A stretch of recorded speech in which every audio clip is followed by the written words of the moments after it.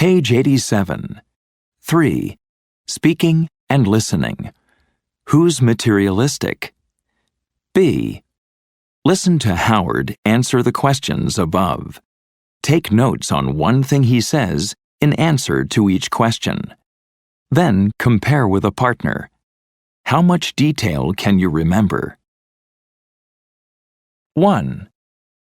Do you like to have all the latest gadgets? Well, to be honest, I'm not really interested in gadgets, so I don't have the latest computer or phone or anything. You won't believe this, but I didn't even have a smartphone until fairly recently. I had to get one, though. Well, the salesperson said I can't get any other kind now, so yeah. I mean, I use it, but I'm not always checking it for messages and things. And most of the time, it's turned off. I only turn it on when I need to call someone. Otherwise, it needs to be charged every day. It drives my friends crazy because they can never get a hold of me. 2. How thrifty are you? Are you careful with money? Well, that's a good question. I mean, generally, I'm pretty careful with money. I don't like to waste money on things I don't need. And I'm not the kind of person who would spend like thousands of dollars on a TV. I definitely compare prices online and shop around for things like that. And actually, it's funny.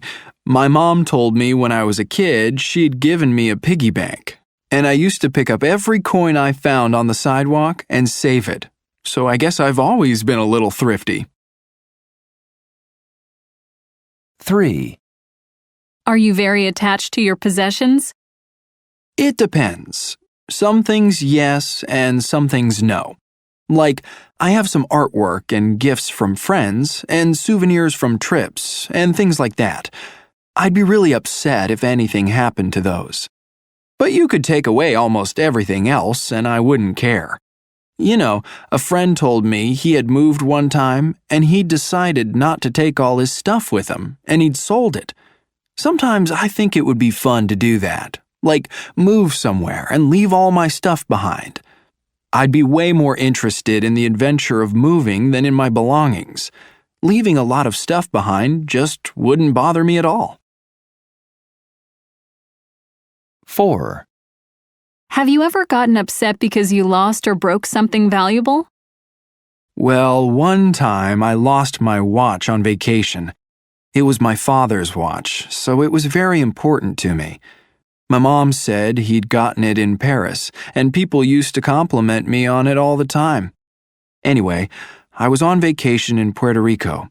I have no idea where I lost it, but I think it must have been at the beach. Anyway, I was pretty upset.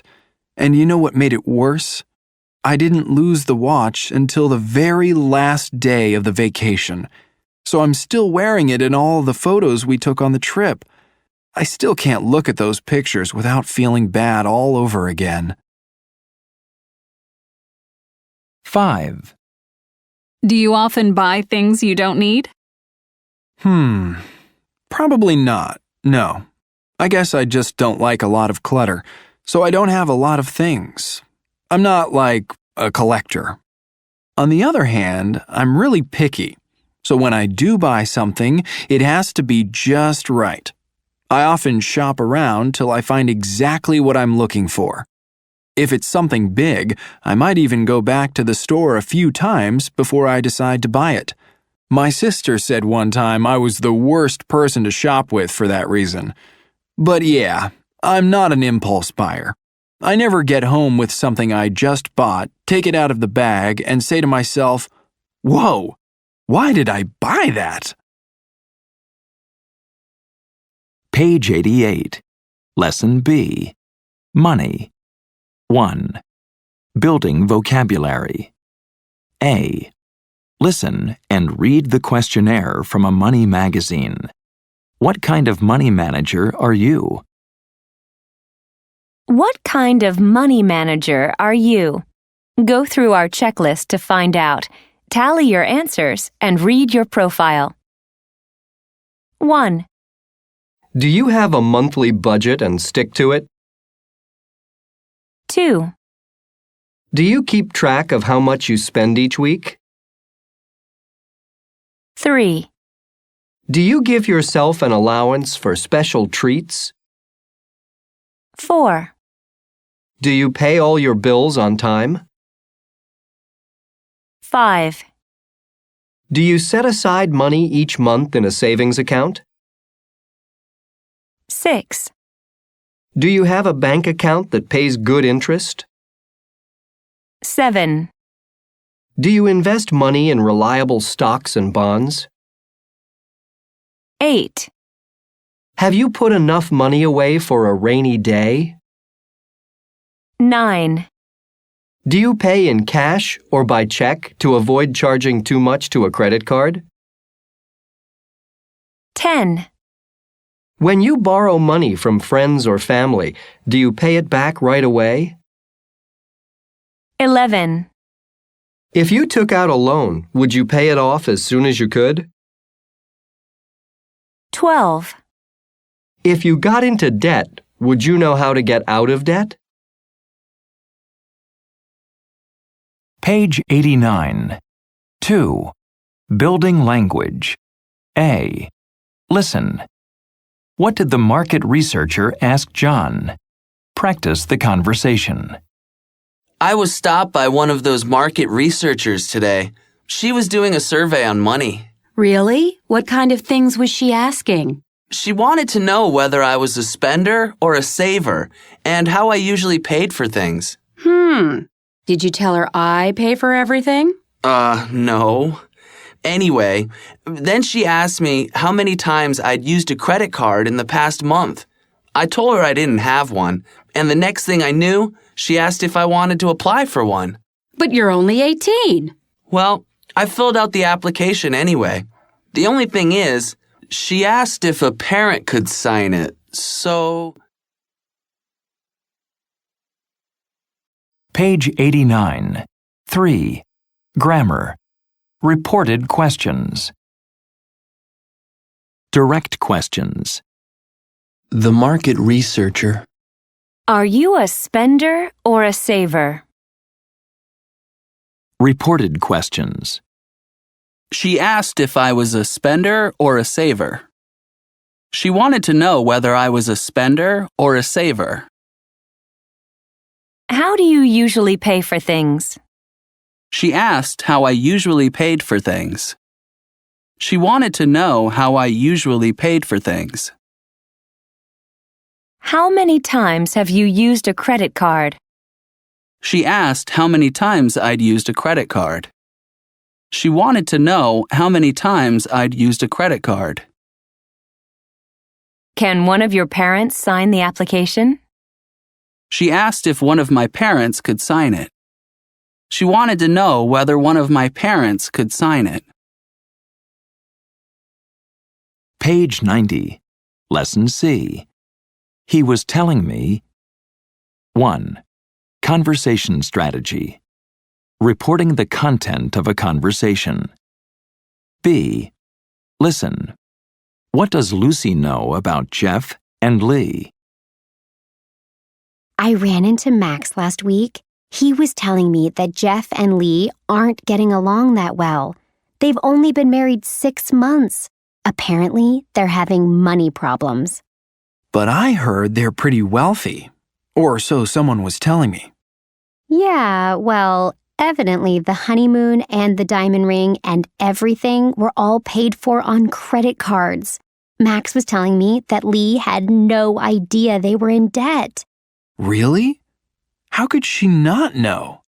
There's got to be something wrong, if she had no idea what was going on. Yeah, that's what Max was saying. He went to see them and he was saying how much stuff they have in their house. But as he said, money can't buy happiness. Obviously not. Page 91. 3. Speaking naturally. Finished and unfinished ideas. A. Listen and repeat the sentences above. Notice how the intonation falls to show the speaker has finished an idea and rises to show there's more to say. Sue was telling me about her job. finished idea. It pays really well. Unfinished idea. It pays really well. Page 91. 3.